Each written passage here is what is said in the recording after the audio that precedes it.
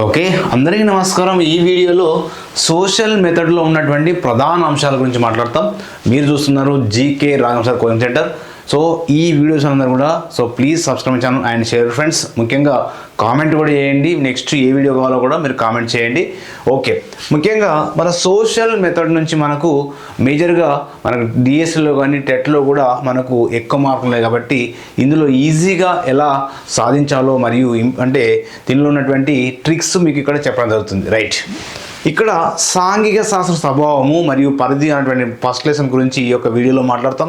మరి ముఖ్యంగా అసలు సాంఘిక శాస్త్రం అనేది ఏ దేశంలో పుట్టింది, సాంఘిక శాస్త్రం అనేటువంటి విధానం అనేది మొదటిసారిగా అమెరికా దేశంలో ఇది ఆవిర్భవించడం జరిగింది. అంటే 1960లోని 16వ సంవత్సరంలోని అమెరికాలోని ఏ విధానంలో అంటే వ్యవహారిక సత్తావాదంలో, అంటే వ్యవహారిక సత్తావాదంలోని సమైక్యవాదములో, ఏ వాదంలో, సమైక్యవాదంలోని ఈ సాంఘిక శాస్త్రాన్ని మొదటిసారిగా పరిచయం చేసినటువంటి దేశం ఏదంటే అమెరికా.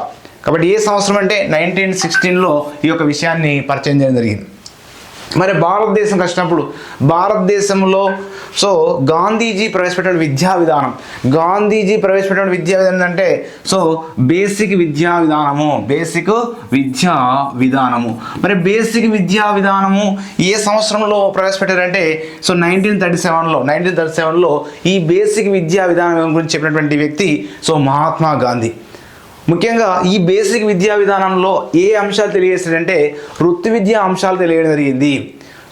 ఈ యొక్క విద్యా వ్యవస్థకు కావాల్సిందంటే ప్రొఫెషనల్ కోర్స్ అనేది అవసరం అని చెప్పినటువంటి వ్యక్తి ఎవరంటే మహాత్మా గాంధీ. కాబట్టి బేసిక్ విద్యా విధానంలో ఏ అంశం తెలియజేస్తుంది, వృత్తి విద్య గురించి తెలియజేస్తుంది. అంటే భావి తరాల వారికి ఏం అవసరము, వృత్తి విద్య కోర్సు చేయడం వల్ల వారికి ఉద్యోగ అవకాశాలు ఎక్కువ పొందనే అవకాశం ఉన్న ఉద్దేశంతో ఈ యొక్క విద్యా విధానాన్ని పరిచయం చేసింది. ఈ విద్యా విధానాన్ని పరిచయం చేసింది మహాత్మా గాంధీజీ 1937లో.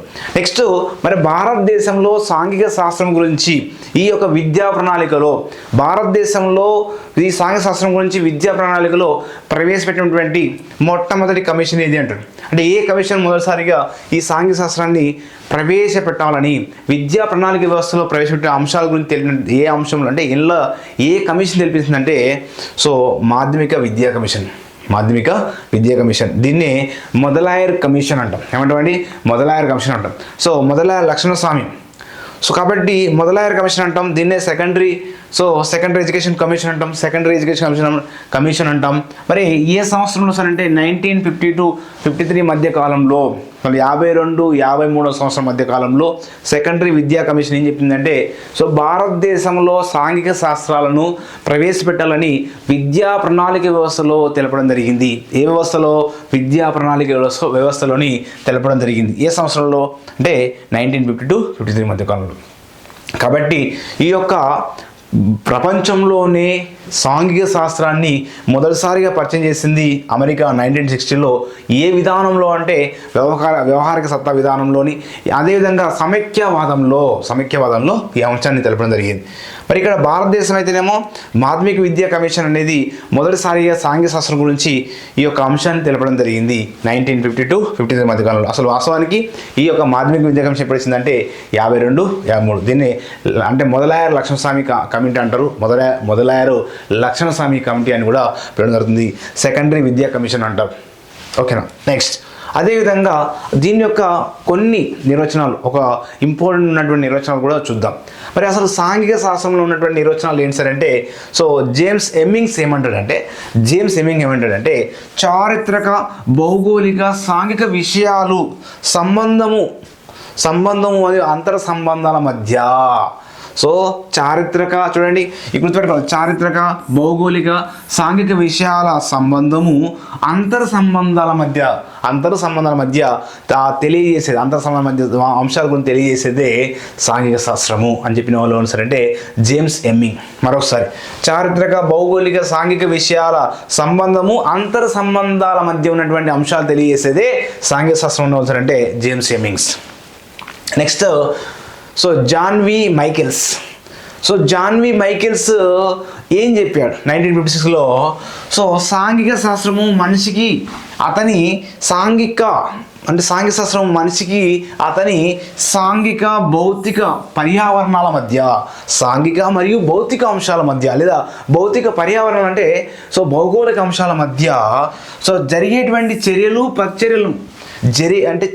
ప్రచర్యల మధ్య ఉన్నటువంటి మానవ సంబంధాల గురించి చెప్పేదే సో ఏమంటారంటే దాన్ని సాంఘిక శాస్త్రం అని చెప్పినవారు సో జాన్ వి మైకెల్స్.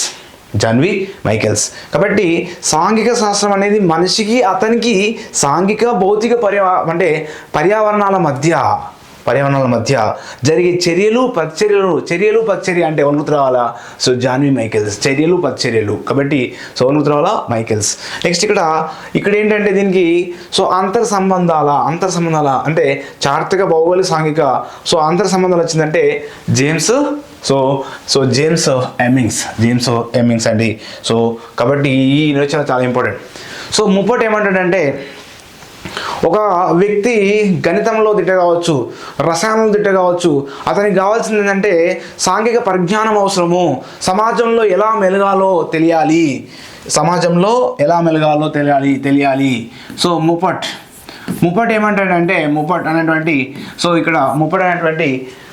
సో ఈయనేం తెలియజేస్తాడంటే ఒక వ్యక్తి గణితంలో దిట్ట కావచ్చు, రసాయనంలో దిట్ట కావచ్చు, అయినప్పటికీ కూడా సమాజం పైన అవగాహన లేకుండా సో జీవించడం కష్టము అని చెప్పిన వ్యక్తి ఎంపీ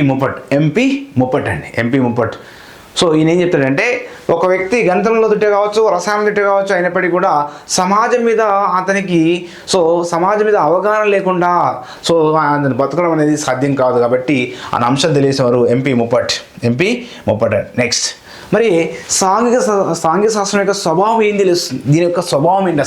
అసలు సాంఘిక శాస్త్రం దీని గురించి తెలియజేస్తుంది అంటే మానవుని గురించి అధ్యయనం చేస్తుంది. అంటే చారిత్రకంగా ఉన్నటువంటి ఆది మానవులు, వారి యొక్క విధి విధానాలు, రాజులు, చారిత్రక విధానాంశాల గురించి మానవుల గురించి అధ్యయనం చేస్తుంది. తర్వాత ఇక్కడ భౌగోళిక అంశాలంటే భౌగోళిక శీతోష్ణ అంశాలు, ఉష్ణోగ్రత అంశాలు, వాతావరణ పరిస్థితులు, సో రేఖాంశాలు, అక్షాంశాలు, వాటి యొక్క భౌగోళిక అంశాల తీరు భౌగోళిక అంశాలకు మానవుని మధ్య ఉన్నటువంటి సంబంధాల గురించి అధ్యయనం చేసేది సాంఘిక శాస్త్రము. నెక్స్ట్ సమాజంలో ఉన్నటువంటి అంటే మానవుని గురించి అధ్యయనం చేస్తుంది, భౌగోళిక అంశాల గురించి తెలియజేస్తుంది సాంఘిక శాస్త్రం. నెక్స్ట్ సమాజంలో వ్యక్తులు, సంస్థలు, పరిసరాలు మధ్య గల సంబంధము. అంటే సో సమాజంలో ఉన్నటువంటి వ్యక్తులకు, సంస్థలకు సంబంధం ఏంటి, సంస్థలకు పరిసరాల మధ్య సంబంధం ఏంటి, ఆ యొక్క అంతర్ సంబంధాలు మధ్య సంబంధాల గురించి తెలియజేసేది సాంఘిక శాస్త్రం.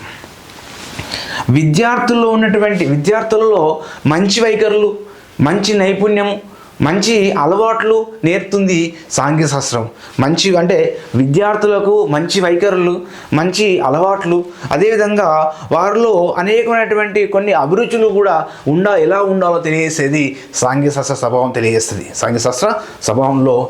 కాబట్టి క్వశ్చన్ ఎలా అడుగుతాడంటే సాంఘిక శాస్త్ర స్వభావానికి సంబంధించిన కానిది అయినది ఏంటి అనే ప్రశ్నలు కూడా అడిగేటువంటి అవకాశం ఉంటుంది. నెక్స్ట్ మరి సాంఘిక శాస్త్ర పరిధి చూద్దాం. సాంఘిక శాస్త్ర పరిధి యొక్క అంశం ఏంటి సార్ అంటే దీని పరిధి ఎంతవరకు విస్తరించి ఉంది? సో ఈ సాంఘిక శాస్త్ర పరిధి అనేది విశ్వంలో ఉన్నటువంటి అన్ని అంశాలతో సంబంధం ఉన్నది. కాబట్టి ఎక్కడి నుంచి స్టార్ట్ అవుతుంది? ఫస్ట్ కుటుంబం. సో ఫస్ట్ ఏంటంటే కుటుంబం. ఆ కుటుంబం తర్వాత కుటుంబం చుట్టుపక్కల వాళ్ళు ఇరుగు పొరుగు వాళ్ళు. ఆ ఇరుగు పొరుగు అంటే కుటుంబము, కొన్ని కుటుంబాలు కలిపితే ఒక వాడ ఇరుగు పొరుగు అవుతుంది. ఆ కుటుంబాలన్నీ అంటే మామూలుగా వాడకట్టు అయింది, వాడకట్లన్నీ వార్డులన్నీ కలిస్తే ఒక గ్రామం అవుతుంది. కాబట్టి సో కుటుంబము, నెక్స్ట్ ఇరుగు పొరుగు వాళ్ళు, గ్రామం ఉంటుంది. నెక్స్ట్ గ్రామాలన్నీ కలిపితే తాలూకా అంటాము, మండలము అంటాం. అంటే కొన్ని గ్రామాలు 20 నుంచి 30 గ్రామాలు కలిపితే ఒక మండలం అవుతుంది. సో మండలము. సో మండలం అంటే ఇక్కడ కొన్ని మండలాలు కలిపి ఏమవుతుంది? సో జిల్లా అవుతుంది. ఏంటండి? సో జిల్లా అవుతుంది. సో జిల్లాలన్నీ కలిపితే సో ఒక రాష్ట్రం అవుతుంది. రాష్ట్రాలన్నీ కలిపితే ఒక దేశం అవుతుంది, జాతీయం. సో ఈ యొక్క జాతీయంతో పాటుగా దేశాలన్నీ సో దేశాలు అన్నిటి కలిపిన అంతర్జాతీయ అంశాలు ఉంటుంది. కాబట్టి అంతర్జాతీయ అంశాలు మరియు మొత్తము అంటే ప్రపంచ దేశాలు అన్ని కలిపి ఒక విశ్వం ఉంటుంది. కాబట్టి ఇక్కడ విశ్వం అంతా పరిధి కలిగి ఉన్నది. సాంఘిక పరిధి ఎలా ఉందంటే, సో కుటుంబం నుంచి మొదలై విశ్వంతో మనకు అనంతం అంటే అక్కడ వరకు ఎండ్ అవుతుంది. దీని సంబంధం అనేది అనంతంగా ఉంటుంది. చూడండి, అంటే కుటుంబము, ఇరుపరు వారు. ఒకసారి వరుసక్రమం అడిగింది ఎగ్జామ్లో, అంటే మనకు డిఎస్సి ఎగ్జామ్లో వరుసక్రమం ఎలా అడిగిందంటే, సాంఘిక పరిధి యొక్క వరుసక్రమాన్ని గుర్తించమన్నాడు. మీరు ఎలా గుర్తిస్తారంటే, కుటుంబం తర్వాత ఏముంటుంది, ఇరుపరు వాళ్ళు అందరూ వాళ్ళన్నీ కలిపితే ఒక గ్రామం అవుతుంది, గ్రామము. నెక్స్ట్ మండలాన్ని కలిపితే జిల్లాలను కలిపితే రాష్ట్రాలను కలిపితే జాతీయ దేశము. తర్వాత సో అన్ని దేశాలు కలిపి మనం అంతర్జాతీయ వ్యవస్థ అంటాం, అంతర్జాతీయ వ్యవస్థ. నెక్స్ట్ ఈ దేశాలన్నీ ఒక విశ్వంగా చూపిస్తాము. కాబట్టి ఇది సాంఘికశాస్త్ర పరిధి. అంటే పరిధి అనేది విశాలమైనది. ఎలా ఉంది, విశాలంగా ఉంటుంది. కాబట్టి సో ఈ యొక్క మనము ఈ సెషన్లో ఒక సాంఘికశాస్త్రం అంటే ఏంటి, అసలు ఎక్కడ పుట్టింది, దాని యొక్క నిర్వచనాలు, ఒక ప్రధానమైన నిర్వచనాలు మరియు దాని యొక్క పరిధి అనే అంశాల గురించి ఈ యొక్క వీడియో చూస్తాము. సో ఈ వీడియో ఎలా ఉందో కామెంట్ చేయండి. నెక్స్ట్ దీనిలో ఉన్నటువంటి దీనిలో అంటే ఈ సాంఘికశాస్త్రంలో ఉన్నటువంటి ప్రధాన వ్యక్తుల గురించి కూడా మాట్లాడుకుందాం. దాని నుంచి కూడా బిట్టాడు ఎగ్జామ్లో. సో అమర్సెన్ కానీ అమర్సెన్ కానీ. సో అదేవిధంగా సో మనకు కొన్ని ఉన్నటువంటి ఆర్థికవేత్తలు కానీ వాళ్ళ మీద మన క్వశ్చన్లు అడిగే అవకాశం ఉంది. కాబట్టి ఆ అంశాల గురించి నెక్స్ట్ వీడియోలో మనము మాట్లాడుకుంటాం. ఈ వీడియోస్ అందరూ కూడా please subscribe channel and share friends. Thank you to all.